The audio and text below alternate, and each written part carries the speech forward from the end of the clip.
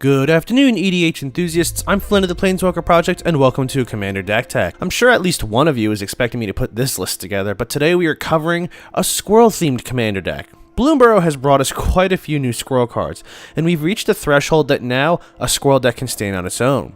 If you've seen any of my other squirrel decks, you'll know that for a long time we had to lean into some changeling abilities and some funky looking squirrels in order to get a debatably cohesive deck together. This is no longer the case. Meet Hazel of the Rootbloom, a legendary squirrel druid for 2, a black and a green. She has 2 abilities. You can tap her, pay 2 life, and tap X untapped tokens you control to add X mana in any combination of colors. And at the beginning of your end step, you create a token that's a copy of a target token you control. And if that token was a squirrel, instead you create 2 token copies of it. Hazel is such a powerful card. She turns our tokens effectively into mana dorks, and so we want to make plenty of tokens with this deck to use for value. We aren't even limited to the type of token she wants in play. So long as it's a token, we can use it for mana. In this deck, our goal is to be as thematic to a squirrel deck and try and capture what a quintessential squirrel deck is. Despite squirrels being rather solitary creatures in the real world, we do want to make a lot of squirrel friends, both token and non-token. Squirrels forage for acorns and other tree nuts, and so we will be looking at food tokens as our secondary token type.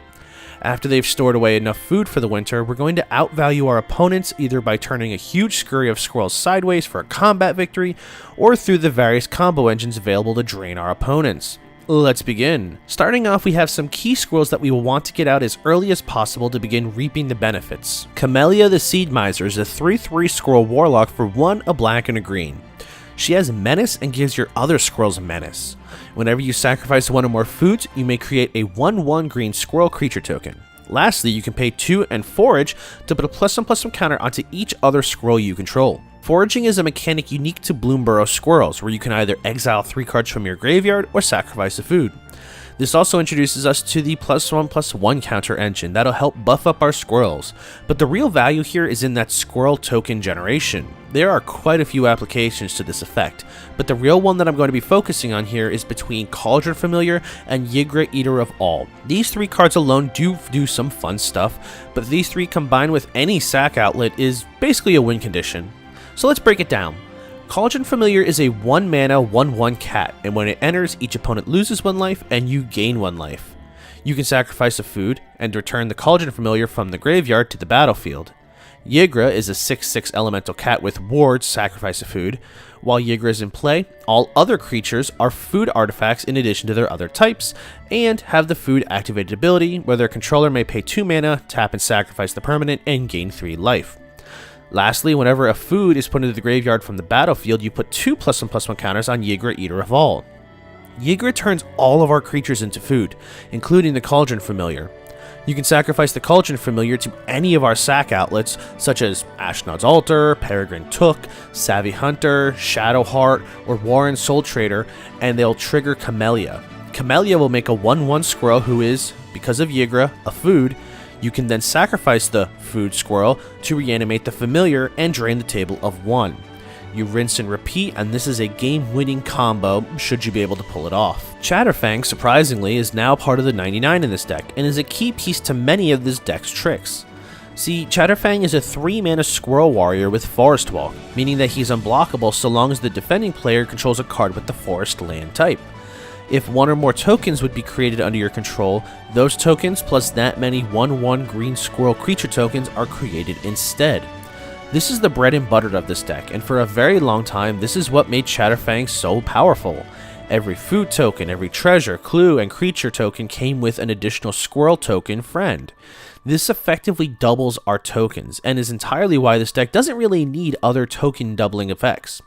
Lastly, Chatterfang has an activated ability that costs 1 black mana and the sacrifice of X squirrels. This gives a target creature +X -X until the end of turn. We have a tried and true combo with the Pitiless Plunderer, which makes a treasure token whenever it sees another creature we control die.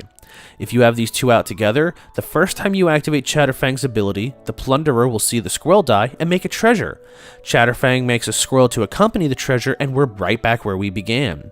These 2 combined make a removal engine that's nigh unstoppable, and it can clear out every creature on the battlefield on its own. Bloodroot Apothecary is a 3/3 Squirrel Druid for 2 and 1 green, and despite being in the Bloomburrow commander decks, this one was not in the Squirreled Away precon.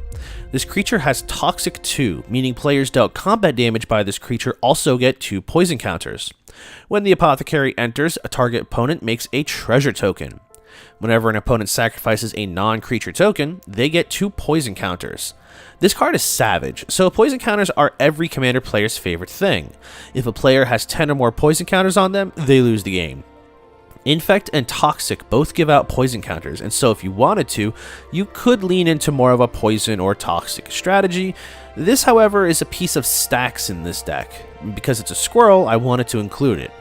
Treasure tokens are absurdly popular in Commander, being a source of mana ramp in colors that might not have access to them. By threatening a player with poison counters, this may deter opponents from pushing through as hard and force them into playing conservatively. Cards like Dockside Extortionist and Smothering Tice are suddenly given a bit of a damper on them, since they can now kill the player using them should they not be careful. And since we're going ham on the food tokens and squirrels, Honor Dray Leader is a super powerful way to threaten life totals. When it enters, you put a +1/+1 counter on it for each other squirrel and food you control.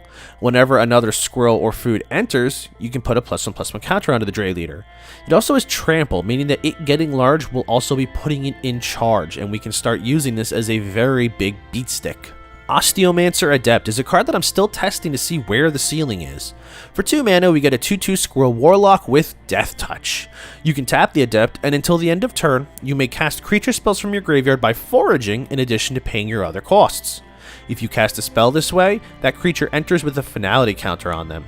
Finality counters simply make the creature with them be exiled when they die. This feels like a sort of Yawgmoth's Will, Underworld Breach style ability, and I think it can have some really powerful applications. See, we have a few cards that are going to be sent to the graveyard, either by our own sacrifice, or mill, or opponent interactions. This gives us an on-theme recursion ability that can be used in a number of ways. You do still have to pay the cost for the spells, and sacrifice a food in addition to the mana cost, but this can easily synergize with a lot of the other cards in this deck. The Odd Acorn Gang is a 5/5 Squirrel Warrior token for 3, a black and a green. It's got Menace, Trample, and Reach. The Odd Acorn Gang gives squirrels you control the ability to tap to give a target squirrel +2/+2 and gains Trample until the end of turn, but you can only activate this as a sorcery. Lastly, whenever 1 or more squirrels you control deal combat damage to a player, draw a card. This was the alternate commander from the Squirreled Away precon deck, and it's actually rather relevant in a deck that's focusing on making squirrels. See, in most squirrel lists, we go wide, but not tall. Most squirrels aren't even close to being as strong as the Odd Acorn Gang, even with buffs. This allows us to take 1 squirrel and go Goku Spirit Bomb and make it gigantic, give it Trample, and we can possibly pivot from just being a token deck to having a very powerful Voltron-style victory. In playtesting this list, it was very difficult to not make a field of tokens convert into one-shotting an opponent.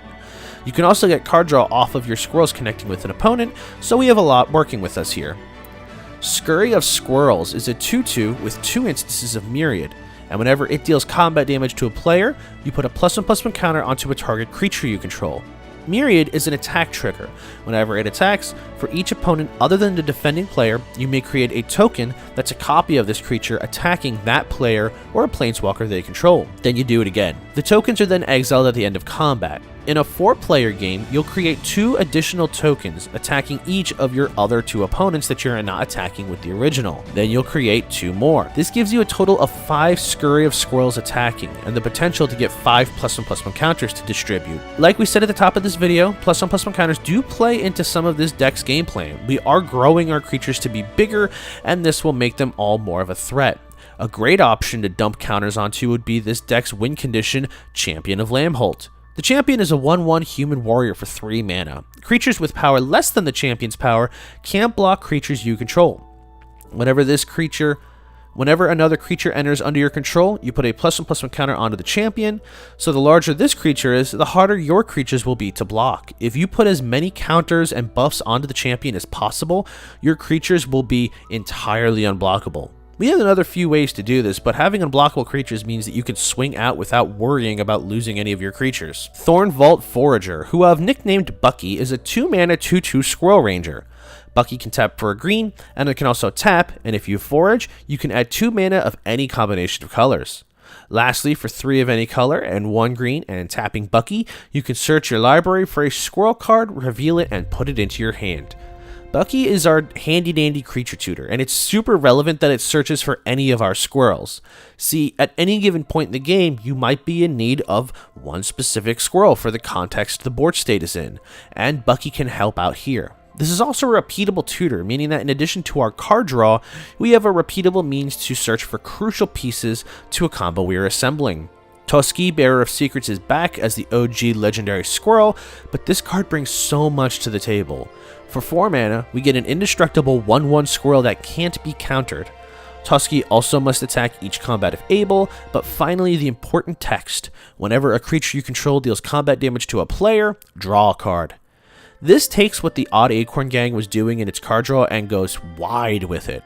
The difference here is that rather than you drawing 1 card for each player struck, you'll be drawing 1 card for each creature who did the striking. Valley Rotcaller is a 1/3 Squirrel Warlock with Menace.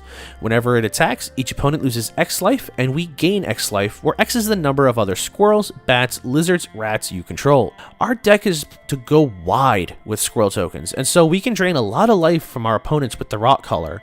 It would not be out of the realm of possibility to swing out with this creature and take opponents out of the game without any combat resolving just because of this card's ability.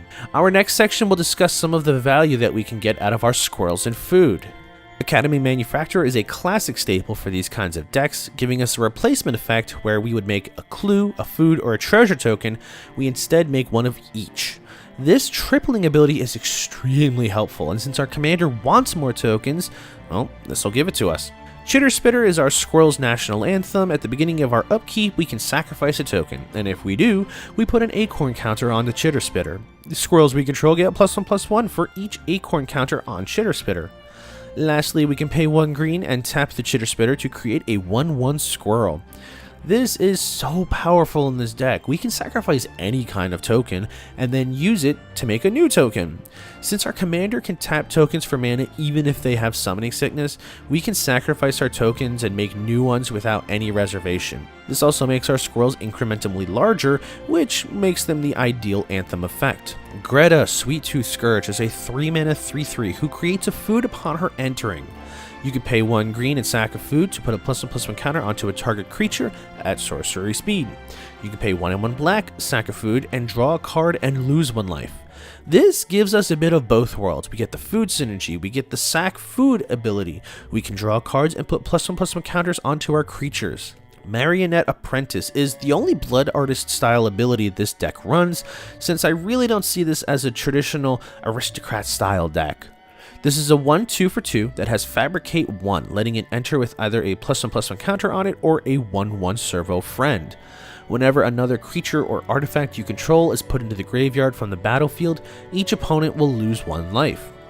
This is really all the drain ability that we need, since it will trigger off of our squirrels and our food. Tokens do hit the graveyard before they cease to exist, so this will trigger off of our tokens being sacrificed. Scavenger's Talent is a 1 mana enchantment with the class subtype. You can pay the cost to advance to the next level, and then it gains those abilities in addition to its previous levels.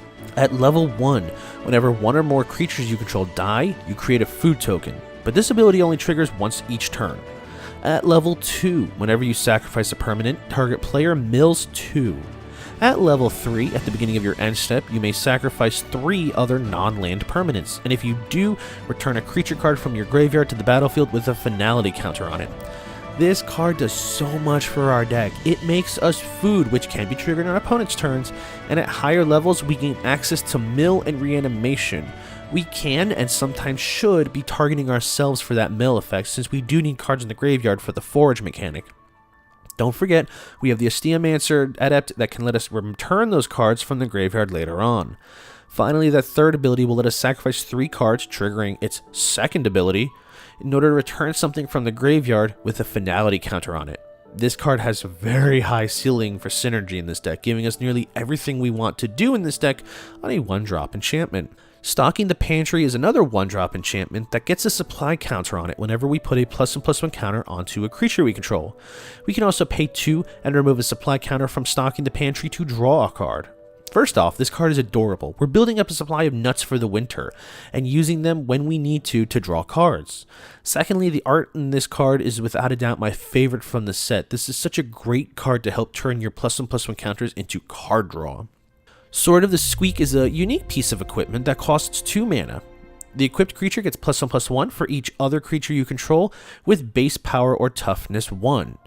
Whenever a hamster, mouse, rat, or squirrel enters, you may attach the sword to that creature for free.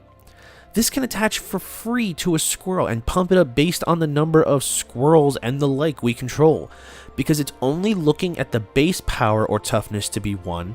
Even if the creature is something like a 5/5 because of counters and buffs, if its base power and toughness was 1, it still counts towards the requirements. This is perhaps my favorite equipment, simply because we do sometimes need to lean into the odd Acorn Gang's ability to power up a single creature to bring us to victory, and I couldn't think of a more fitting card than Sword of the Squeak. Our final section here will discuss win conditions, namely the ones that we've yet to discuss in this video. Our deck has a lot of potential, but we need to know what we should be looking for when we're wanting to close out games.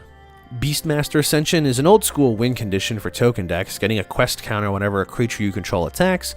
Once that Beastmaster Ascension hits 7 or more quest counters, all of your creatures get +5/+5. Now this is immediate, so you can swing in with those 7 creatures, and after the Beastmaster Ascension ability resolves, they will all get that buff before combat resolves. My personal favorite is a combination of Filth and Urborg Tomb of Yawgmoth. Urborg turns all lands into swamps, and so as long as Filth is in the graveyard and you control a swamp, your creatures all gain Swamp Walk. Urborg's ability affects opponents' lands, and so this immediately will turn on Filth's ability and grant your entire board unblockability. Even if an opponent controls a creature that also has Swamp Walk, it cannot block your Swamp Walking Squirrels. Knight of the Sweet's Revenge is a pet card of mine from my Greta deck. When it enters, you create a food token. The foods you control can tap for green mana. Lastly, for 7 mana, you can sacrifice this Knight of Sweet's Revenge. Creatures you control get +X/+X until the end of turn, where X is the number of foods you control. Activate only as a sorcery.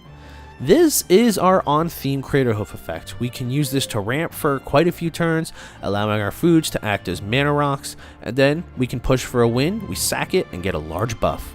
Provisions Merchant enters and makes a food token. Whenever it attacks, you may sacrifice a food, and if you do, attacking creatures get +1/+1 and gain trample until the end of turn. This is another small-scale buff that might be more impactful in the right context. Trample can be a deadly ability in this deck, given how large some of our creatures can grow. So in playing this deck, you'll always want to have a supply of food on hand and a few squirrel tokens in play. The more tokens you can produce, the more your deck can snowball into more cards. We do have a very healthy amount of card draw, so you should never really run out of gas, and don't be afraid to let a few creatures die to get the ball rolling. Hazel's ability gets us access to a huge explosion of mana, and on top of that, she can make token copies of our squirrels.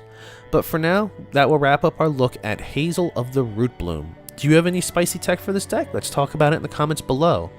I hope you enjoyed this video. If so, likes and shares are always appreciated. They're the best ways to help support the channel. If you're new here, subscribe and hit the bell to never miss a new project. And as always, I'm Flynn. Thanks for watching. I'll see you all next time.